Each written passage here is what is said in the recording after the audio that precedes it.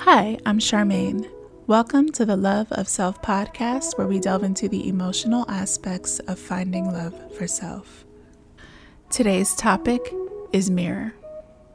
When I personally think of the metaphor for mirroring, it's about reflecting to yourself and seeing your current condition. For me, this is brought up with what comes up within our minds and emotions based on our interactions with the world around us and the people around us. It helps us to see ourselves when we're able to pay attention to how we're thinking and moving and interacting and feeling. It's a place for understanding ourselves based on what comes up within us when we are reacting to someone else or something else. When we see horrible events in the news, how we feel about those things tells us who we are. It tells us our current mental condition when we're paying attention to it. When I'm reactive to someone that I disagree with, and the things that are brought up within me is my mirror to show me who I really am, what I really believe, what I really know. My personal belief is that our presence in the world and the experience within it is a mirroring experience.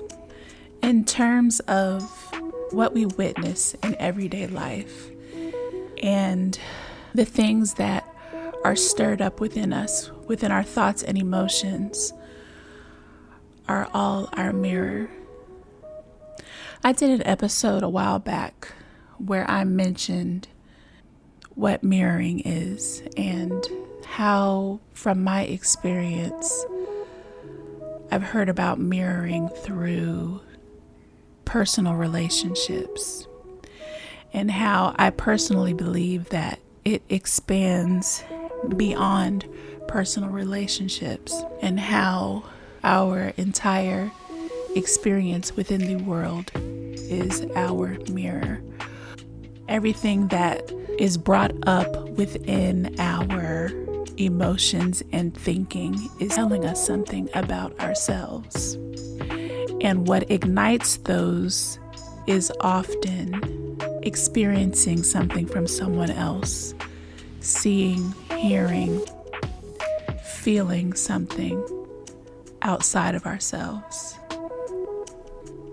And just like a mirror, it exposes the truth within us by what is triggered within us to feel and think. The world helps us realize ourselves. It helps us realize the condition of where we stand today, of how we think today, of what is true about us. It's not to say that the experiences that we see are us, but our reaction to those experiences is what is exposed from us. And the ability to recognize what those things are and being able to become more aware of yourself and following where those things come from and are true within you are what helps you become aware of yourself. So I look at it in this way.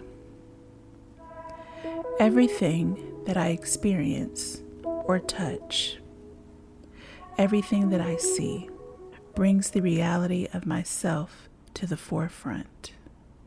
Our entire existence in the world, this entire world is full of experiences, is all here for us to see ourselves through the emotions that are invoked, through the thinking that comes to the mind. It's all a reminder of our current condition. the condition of who we are as individuals, as well as collectively. Everything we see or experience is an opportunity for self-reflection. Most people have some type of reactive response to whatever it is that we're going through or witness in life. Whatever experiences that we have become subject to. The key thing is, once we've had whatever reaction we feel necessary to have, the ability to become aware of your own thinking, of the manner in which you react to something, and knowing where it really stems from. Most of the time, it goes back to something. Most of the time, we're triggered in whatever direction due to our memories and inner knowledge. If we're willing to grasp the lesson in one another, maybe we can see the truth within ourselves. Maybe we can begin to fully see the conditions within whatever it is that's brought up within us. The criticism, the understanding or misunderstanding, the anger, the happiness, the envy, the joy, the ways in which our mind tends to gravitate when we see, hear, feel something. It's all showing us our condition. And then once we're able to look at ourselves through other people, through other circumstances, not in a way that's making everything about you, but in a way that is helping you discover your mentality in the situation and whether or not that is helpful or harmful, whether or not it's creating peace or creating disharmony, whether or not we can see something outside of where our ego wants to take us. We can understand our interactions with others by beginning to see ourselves, by beginning to see why we're stirred up in the way that we are, why our mind's direction goes the way that it does, and what's behind all of that. What's necessary for me to see within myself through the world? Can I even see myself through the world's view of me? Or is it that I see the world's view with my own understanding? Can I gain peace through my own understanding, through my own current condition when I recognize myself? Is it possible to see myself through other people? I would say yes. It's through our interactions is where we begin to see who we are. It's where we can begin to live within our own senses. When we can get a sense of ourselves, we can get a sense of the world around us and the people around us.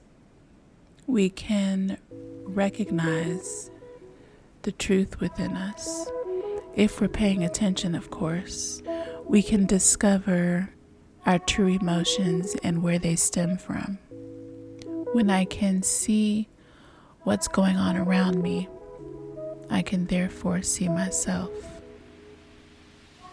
I can see my compassion, my anger, my heartache, my insecurities, my hatred, my ill will, my harmfulness, my love, my peace, my survival, in all that is stirred up within me, all that is ignited in some way.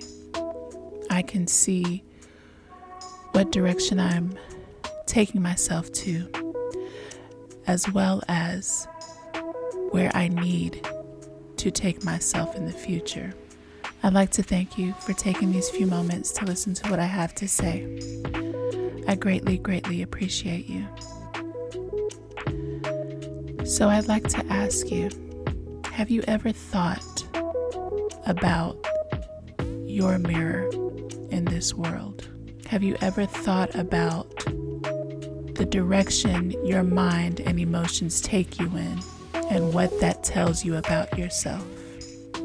Have you been able to see yourself through others?